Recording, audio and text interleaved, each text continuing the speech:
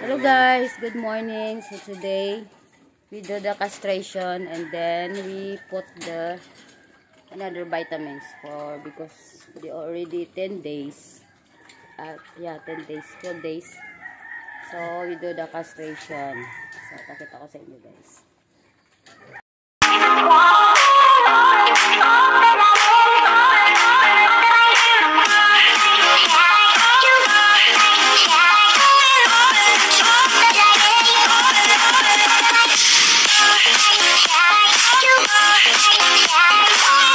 Just this one guys.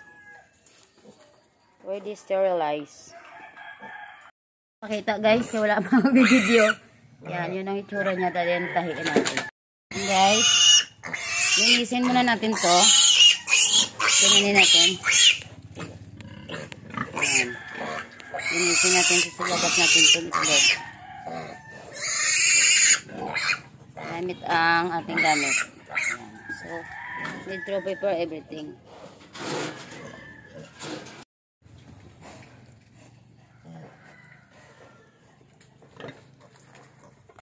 So hello guys, today is afternoon. Maulan dito and I will make a video. Ayan. So sorry na hindi ko napakita sa inyo step by step yung ating pagkakapon dahil ay walang maghahawak ng ating video o ito yung ating cellphone. So mahirap guys kuha ng video na wala talagang tao na naka-assign. So ako ang magkakapon, so yung papa ko yung naghahawak ng biik. So napakahirap. So hindi ko na napakita sa inyo ng step by step. So yung mga major event na lang yung napakita ko sa inyo. Yun lang guys. So pero sasabihin ko sa inyo yung step by step paano ba talaga magkakapon ng biik. So baka magtataka kayo, ba't ako marunong magkapon ng biik at bakit ako ang nagkakapon ng aking sariling mga biik. Ayan. First, para makatipid. Second, napag-aralan ko rin yun. Kasi ako guys, before ako maggawa ng isang bagay ay talagang pinag-aaralan ko rin. Para hindi na ako mag-hire ng mga tao na magkapon or whatsoever na mag-adjust ako sa schedule nila. So, much better na kung mayroon tayong mga small farm or mga small piggery or mga babuyan or mga inahin, ay alam na natin lahat guys, yung pag-inject, lahat, pag-aralan natin. Lalo na kung nag-iinahin tayo. So para, syempre makapag-save tayo, no? Yung ibabayad natin sa magkakapon, pambili lang natin vitamins. Ayun. Okay. So before tayo guys magkapon, isipin natin yung mga lahat ng mga kailanganin natin, i-prepare na natin. So, sa akin, 3 days, nagbigay na ako ng iron. So, gamit ko yung Bilamil. So, in 10 days or pang 10 araw ay magbibigay ako ulit. So, sinabay ko na yung pag-castration o yung pagkakapon sa kanila. So, first na gagawin natin ay handa natin yung ating mga biik. So, i-check natin guys kung maganda ang kanilang mga kalagayan.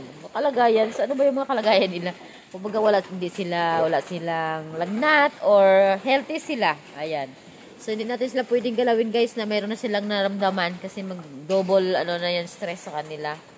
So, check natin sila kung wala silang mga sakit, mga pilay, mga kung ano-ano dyan. So, second, umaga tayo magkakapon guys. Huwag tayong hating gabi o hating tanghali o tanghaling tapat.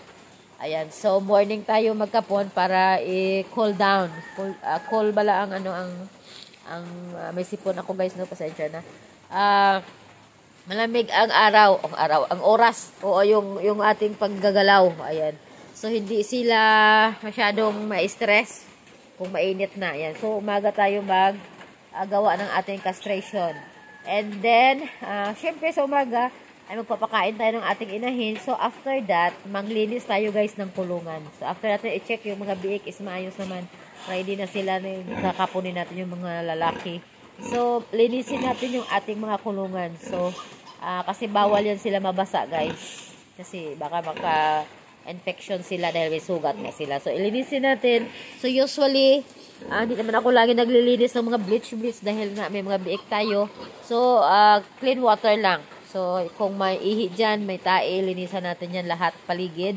At kung nagbibigay na tayo ng tubig sa ating mga biik, ay linisin natin yung mga tubig na mga luma. Itaob natin yan, linisin natin at bigyan natin lagyan natin ng mga bagong tubig. And then, lagyan natin ng ating mga anti-stress o vitamins dyan na nilalagay natin sa tubig. So, kailangan make sure na malinis ang ating kulungan bago tayo magawa ng ating pagkakapon. Okay, so, next natin na prepare yung ating mga blade o yung ating gagamitin sa paghiwa. Ayan, so, hindi naman tayo magamit ng kutsilyo, di ba? So, maliit lang naman kasi yan. So, dati ang ginagamit ko ay blade na typical na ginagamit magbalbas ng mga tatay natin. So, yun dati yung aking gamit. So, ngayon ay nag-upgrade na. May nabibili na online. So, yun ang gamit ko. So, atin yan i-prepare ang ating blade, ang ating quick heal. Kung quick heal ang gamit ninyo. So, ako may quick heal ako and then may betadine. So, prepare ko talagang gumit ng betadine. And then, kuton, karayom na may sinulin na nakalagay kasi ako guys ay nagtahi ako ng sugat ng aking mga biik kasi nga medyo late ko na sila na tapon kasi gawa nga ng napaka-busy ng schedule, nag-anniversary in church, may mga schedule pa na iba and then ngampanya. Ayan. So, alam natin napaka-busy nitong week na to. So, hindi ako nakapagkapo ng aking mga biik. So, ngayon, naging 10 days, 11 days na. So, medyo mabigat na sila guys. Nearly 5 kilos na sila each. So, mayroong 4.2, 4.5. So, mabigat na sila guys. So, next time, hindi na ako magkapo ng video ganito ka-late. So, mas prepare ko yung 5 days and 7 days. Ayan, or 3 days. 5 days is the best kasi maliit pa. And then, babawasan yung stress nila ba. Ayan, so prepare natin yung blade natin, betadine, quick heal, cotton, blade, karayom. And sinabay ko rin yung pangalawang iron ko guys, yung Melamil. So, pagtapos ko ng kapon, diniretso ko na sila ng pangalawang injection ng multivitamins. So, para isahan na. Okay, so, yun na guys, no? Ano ba ang prepare na araw ng pagkakapon? So, depende sa inyo yan, sa inyong schedule. Pero best talaga is yung mas maaga. Kasi hindi sila mabigat. Bawas yung stress sa kanila, yung sakit, yung pain. Kasi pag malaki na, na nila guys, tayo rin nahihirapan kasi mabigat na. So, thank you guys. Yun lang ating video for today. Sorry na hindi ko talaga napakita sa inyo ng step by step kasi yun lang, major lang talaga ang aking napakita kasi nga wala tayong taga-video. Ayan, so ayan, nagdidere sila. Dito tayo sa kulungan natin, umuulan. Ayan, yun yung aking next nalagayan sa kanila. Ayan, Ayan, so ito yung aking ginagawa guys dito sa probinsya habang nag-aantay ng aking mga inaantay. Para hindi ma-stress ang lola nyo. So, ito ang aking stress reliever. At the same time, gusto mo kumain ng baboy, pwede ka magkatay, pwede ka maglitsyon. Diba? Kasi meron tayong sariling alaga. So, salamat sa inyong panonood. Nakita ko ang inyong mga views. Kahit di kayo nag-comment, but I know na lagi kayo nagsusuporta sa aking channel. Thank you so much. And sa sunod guys, na video natin ay mag-video na tayo about sa annulment. I know marami nag-aantay about sa annulment kung magkano ang pwedeng gastusin.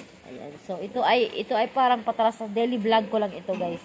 Pero yung ating channel talaga ay ito ay na-design sa ating relationship, vlogs natin, and daily vlogs, travel, ayan. Relationship. Ayan. So, thank you so much sa inyong panonood. At see you in my next vlog. Bye! Thank you! Happy farming sa mga nagpa-farm!